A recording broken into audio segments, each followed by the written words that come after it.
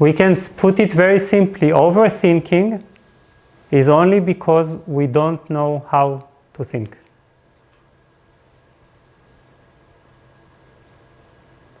And of course, when you begin to busy your poor mind with self-reflection, constant self-reflection, that it becomes self-destructive and eventually extremely burdensome. Like it becomes just a burden that you want to kill. Just stop thinking. Stop being able to self-reflect. Sometimes we even wish that we could return to an animal state, or a plant, or a baby. We look at them and we say, oh, wow, such pure phenomena. No self-reflection, doesn't think, it just is. This is how I want to be. No, it's true. Many want to return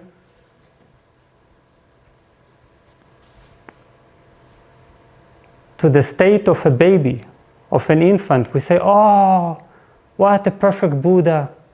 Just is, in the moment, never reflects, no self-image. This is how I want to be. But you were that. We were for a few billion years that. Before we emerged, and we were babies. We had all this fun of not knowing. You just can't remember. Sorry? You just can't remember. Yes. And then we can't remember. And we don't want to take the responsibility of a maturing mind.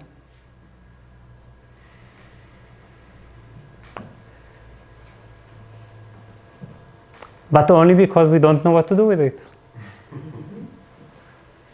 Now, Neil deGrasse Tyson, he knows what to do with the mind. He certainly knows. And for him, the mind is not a burden. Because he doesn't think all day long, oh, how will I fulfill Neil deGrasse Tyson? And so on and so on.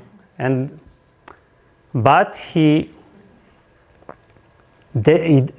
mind is devoted to what it's meant to devote itself to. The mind is aligned with its role, with its cosmic role.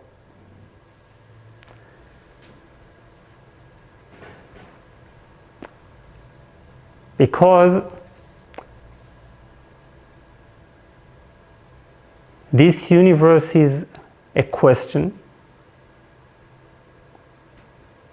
an eternal question. It will the question that just pushes you forward to keep on exploring. And we, as a mind, we are the element that is destined to try to answer constantly. We ourselves are a question to ourselves, because we are part of the cosmos. It's not like we are planted from, put from somewhere else. And as this,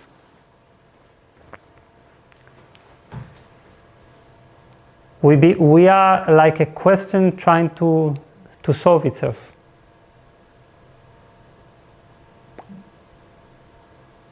We can do it through philosophy, through science, like cosmology, through deep spiritual inquiry. Whatever method that we use to study the universe and our place in it,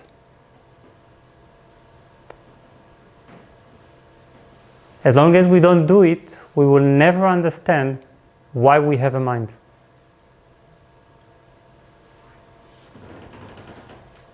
We'll just keep on wasting it on worries, anxieties, wishes, fantasies, future.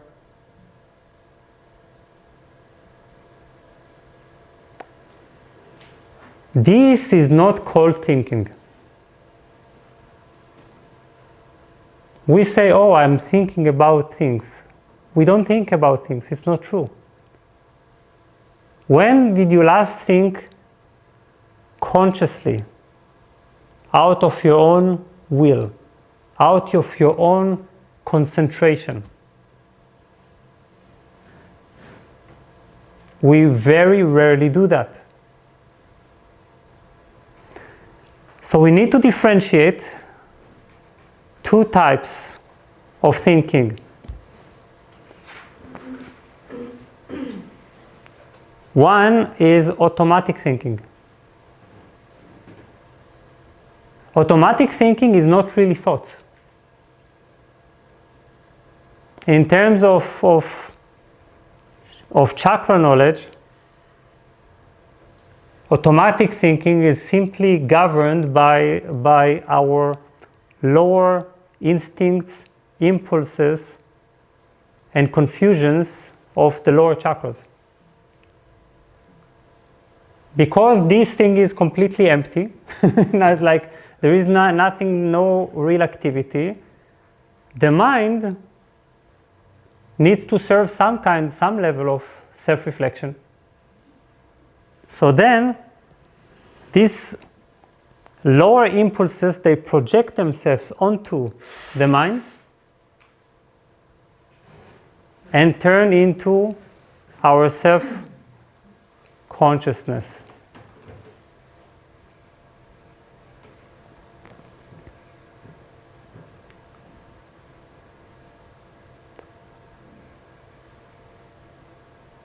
This is a very low level, it's almost like what would happen if animals would possess a consciousness, you see, without any kind of further development. Then it would be just instinctual, impulsive, and perhaps some level of will. But really, when you dig into the nature of your thoughts, you realize it's not thoughts. It's all feelings and emotions and instincts. What, worries are thoughts? What are we talking about? Worries are feelings, distorted feelings that take the form of a thought. They say, oh, hello, I'm completely rational, you know. I can even justify my complete state of anxiety. And then we say, oh, well, it is formulated in the form of verbal concepts, and it looks respectable. So I will take it more seriously. But the reason the content of our mind is ridiculous, but absolutely ridiculous, we don't want, imagine that we could play out what is going on inside. My God, such a ridiculous chatter, or like an old man who drank too much and just speaks about, memories and future, and then he says, yes, I'm thinking, no, I'm actually thinking, and we are actually taking this as a mind. Then spiritual teachers come and say, yes, that's why you should drop the mind. Just be. And we say, yes, it's so stupid, this thing. We don't remember that we had amazing beings who made amazing use of the mind. Like this, like Einstein, and like so many philosophers, so many scientists, and so many spiritual thinkers.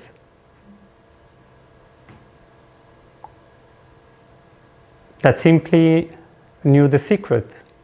If you want to enjoy your mind, make use of it in the right way.